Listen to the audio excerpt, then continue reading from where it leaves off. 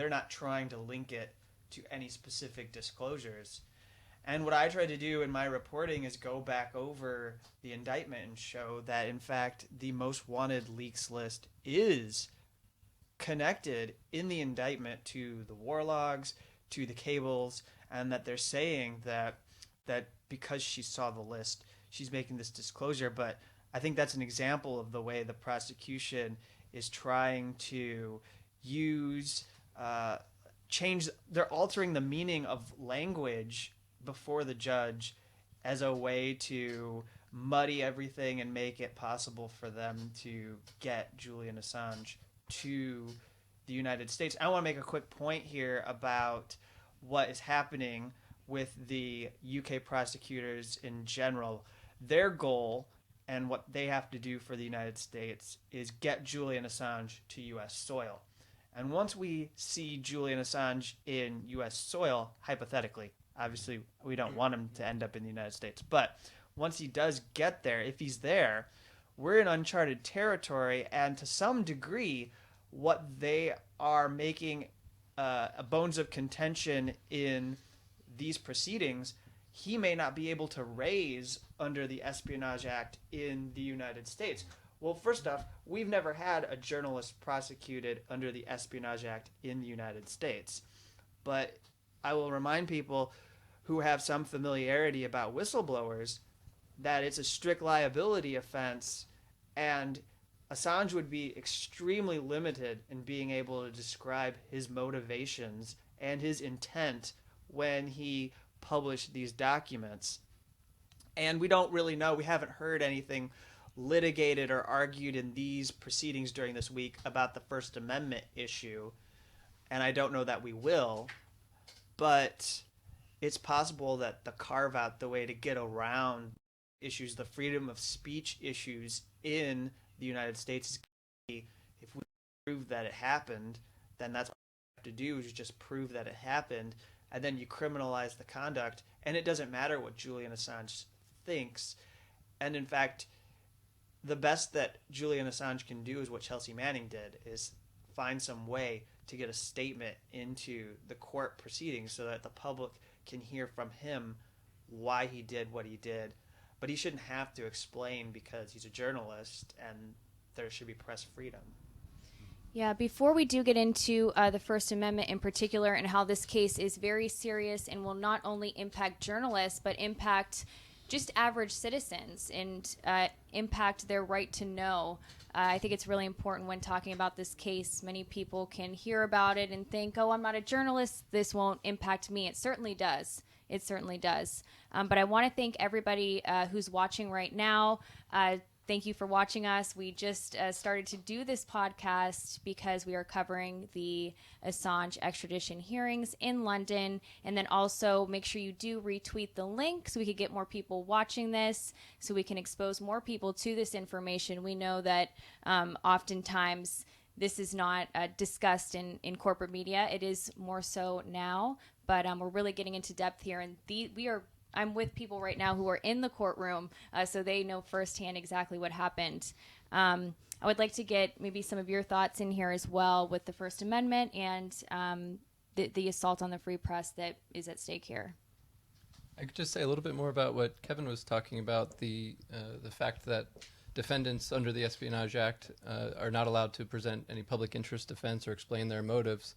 Meanwhile, the government gets to say whatever they want about the motives on the other hand. So they get to paint Manning and especially Assange over these last couple of days as someone with really reckless disregard for what will happen if he publishes this information. And so we haven't talked about it that much yet, but that was a big focus of yesterday's hearing as well, was so in 2010, November of 2010, WikiLeaks began releasing Cablegate, the State Department cables.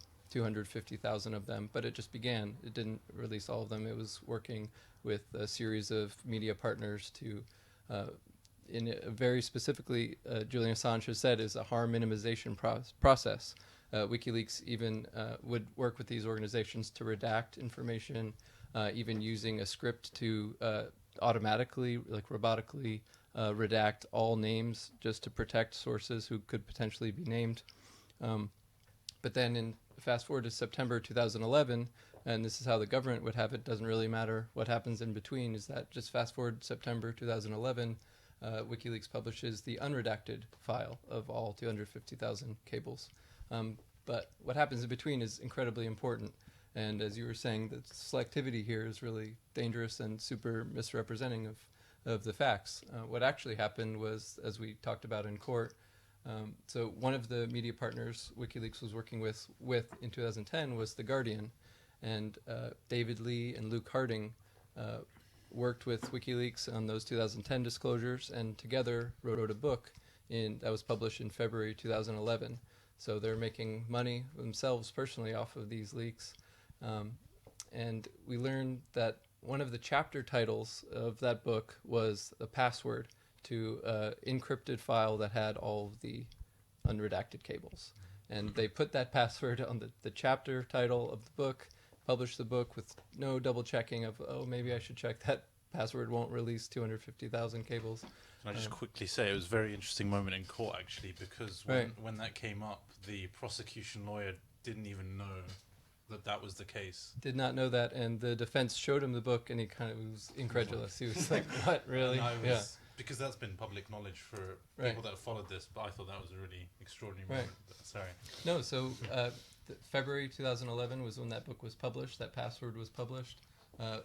Luckily, people didn't put two and two together for a while. It was kind of a complicated way to figure out how that password should be used. But in August 2011, somebody did figure that out and made that known to WikiLeaks and to others. And others began mirroring WikiLeaks site and posting the unredacted cables.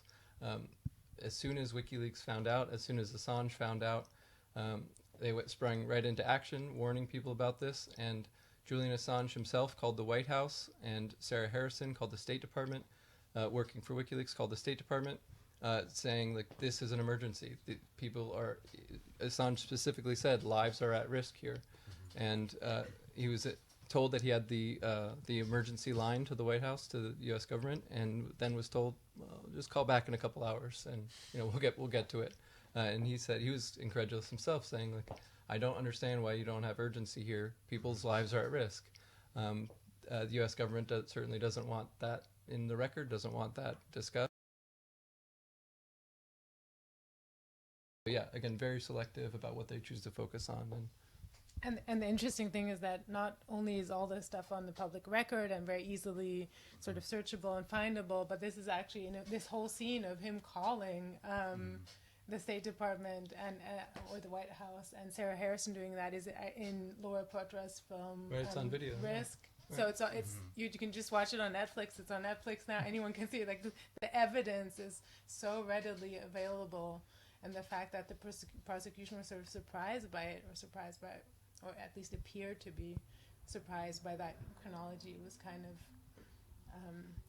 When that came up in court, I kind of noticed on Twitter some other journalists who had worked with WikiLeaks at the time in 2010 said that they personally attested to Assange's deep caring for minimizing harm. He's cared very seriously about redactions and not putting innocent people's lives at risk, and they were attesting to that on Twitter, live as this was going on. And I think this is, again, probably not public knowledge to people that follow this, but it was mentioned in the court how the WikiLeaks redaction process was so thorough that it was actually more thorough than some of the Pentagon's own redaction when things had come out through FOIA requests and things of that nature. Right, yeah, they redacted more than the government did, more than other media organizations did, but that's not what the government wants to focus on. And I guess in terms of other misconceptions that are worth correcting, as we talked a little bit about the most wanted list, we kind of had a long discussion yesterday of how what was on that list and what Manning had provided to Assange was completely different. Documents that WikiLeaks had wanted were not received, and vice versa. So I think that's worth. But more than that, it was not even something that WikiLeaks put out as like, this is exactly what we want. That's why WikiLeaks is called a wiki. It's collaborative. And they invited journalists and human rights defenders and activists, put on this list what you want, what would be really useful for your work, and and giving the public better access to what your government is doing. And so it was a collaborative effort. Other people were putting that on. It's not Assange specifically asking for certain documents. It's a collaborative thing. And sorry, just very quickly about the interesting thing about 2 points about the points of omission is that we had a very good point on our discussion on Monday, is that we hear a lot about the amount of harm that Julian Assange allegedly put people in. We never actually have a discussion about the amount of war crimes that were disclosed, or that in relation to one another is a very stark contrast, isn't there? I forgot the other point I was going to make, so I'm going to hand it. I was very glad. You saw me kind of reaching for the mic. I just wanted to build off of some of the points that you were making as well. At least in the early days of WikiLeaks, I believe that it had to rely on other media partners, essentially, to get the information out there. Not just collaborators, but also they relied on the media to report on these leaks. And just for everybody who's watching, if you don't already know this, I know many people that follow the case do, but WikiLeaks has a 100% accuracy rate in reporting, and also are very dedicated to source protection and helping whistleblowers. And we have the director of Courage Foundation with us as well, which is a great organization. And I'd like you to talk about that before we wrap up later on. And I talked about the series of events that you guys held in the United States, which were awesome, and maybe there will be some more of them. Yes, I attended 2 of them. They were great. And it was interesting also during these events to hear from people who knew Julian personally, who know him, and who spent quite a bit of time with him and said that he was a person of high moral integrity. And then that really is reflected in how he and others working for WikiLeaks, other staff members, took the time to make sure that these names were redacted to minimize potential harm. I was just thinking that one of the things that we haven't mentioned yet is that the U.S. government was actually involved in the redaction process, and that was a very strong argument as well. That isn't mentioned a lot. And 2 of the journalists that were involved with the Spiegel at the time, they gave a talk at the Bundestag, at the German parliament, and testified to how strict WikiLeaks was about protecting sources and about the whole redaction process. And actually, John Goetz, who was also mentioned a lot yesterday, he at that time said that how annoyed he and the others were, and that they would talk about WikiLeaks badly because they were so strict about encryption and about all this stuff, which now it seems totally normal, but at the time it seemed they thought it was completely paranoid and totally over the top how strict they were about trying to protect this data and trying to not let it go out into the world unredacted. So it's And I think the point that you just raised about how the US State Department was helping with the redactions I guess can lead us on to a very good point of, I think the main thing that came out of yesterday was that the U.S. prosecution or the indictment, the case was made by the defense that it's willfully misconstrues the facts of the case, and that is a very good example of that. Is that WikiLeaks were actually State Department was helping WikiLeaks in the redaction, so to kind of make the claim that WikiLeaks is recklessly putting lives at risk is knowingly untrue because they're involved in that process. And the government's argument was that you can't talk about that. You just have to look at what's in the extradition request. Don't even look at the indictment, just what's in the extradition request, the way it's phrased. And so really trying to limit what the judge can look at in this case and try to really narrow it, make that decision harder for her.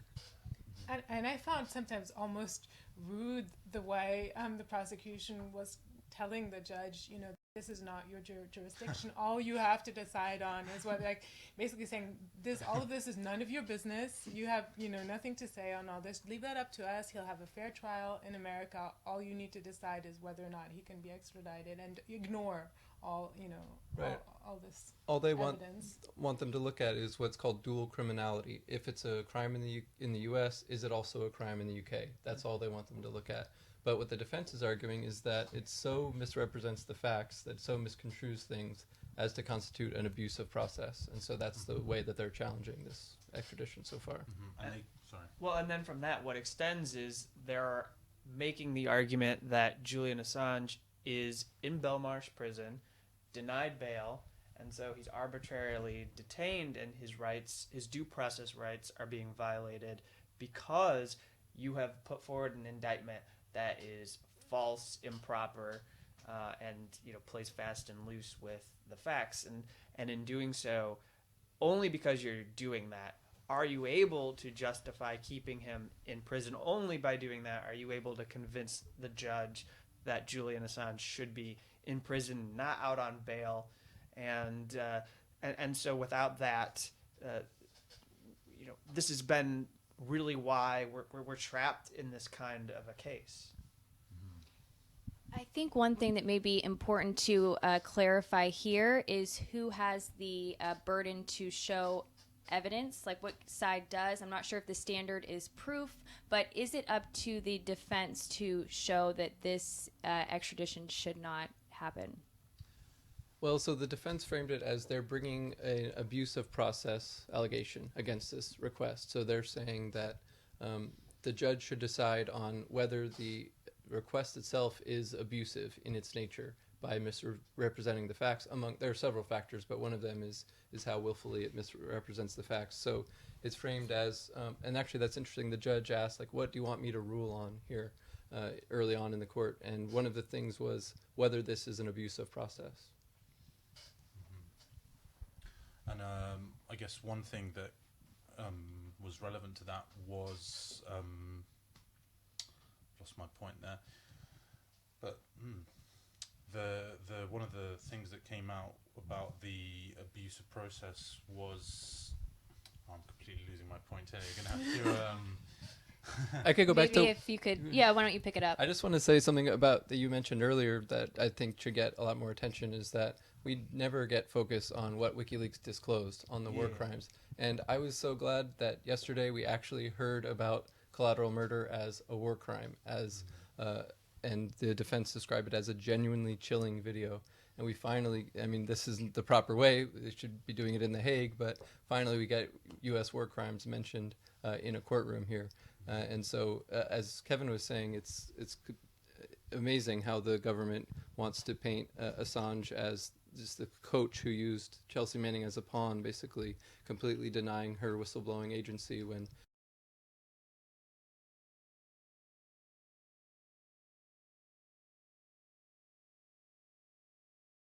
structured their statements to the court. They're reminding, or perhaps informing the judge for the first time. We don't know. I don't know what kind of knowledge she has of WikiLeaks disclosures and publications and the kind of impact it had on the world.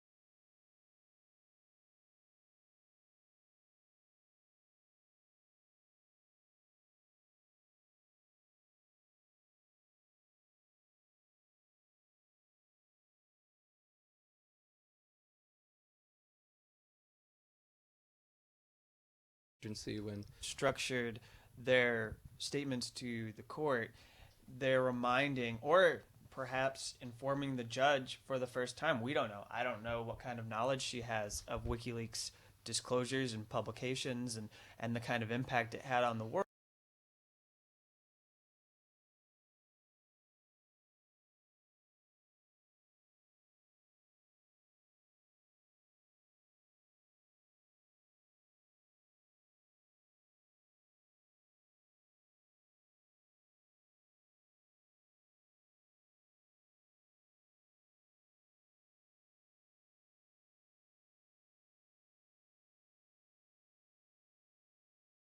blowing agency when Structured their statements to the court, they're reminding or perhaps informing the judge for the first time. We don't know. I don't know what kind of knowledge she has of WikiLeaks disclosures and publications and the kind of impact it had on the world.